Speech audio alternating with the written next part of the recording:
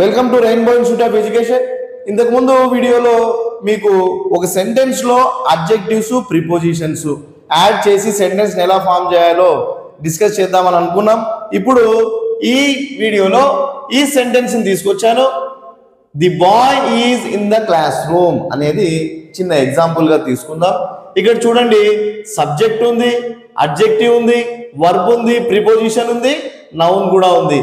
ఇక్కడ డిస్కషన్ ఏమంటే adjective preposition ఎందుకు యాడ్ చేయాలి, అడ్జెక్టివ్ ఎందుకు యాడ్ చేయాలంటే చూడండి, the boy is in the classroom. Boy అనేది కామన్ గా నౌనే, కానీ ఎవరు చిన్న పిల్లాడు అని నేను చెప్పాలనుకున్నాను కాబట్టి ది స్మాల్ బాయ్ ఈజ్ ఎక్కడున్నాడు, ఇన్ ద క్లాస్ రూమ్.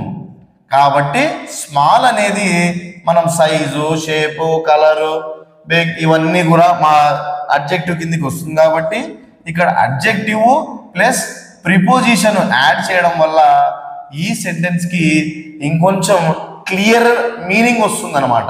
అందుకనే ఈ అడ్జెక్టివ్స్ ప్రిపోజిషన్స్ కూడా చాలా ఇంపార్టెంట్. ఓకేనా? మా వీడియో లైక్ చేయండి, షేర్ చేయండి, సబ్స్క్రైబ్ చేయండి. Thank you. Do follow for more videos.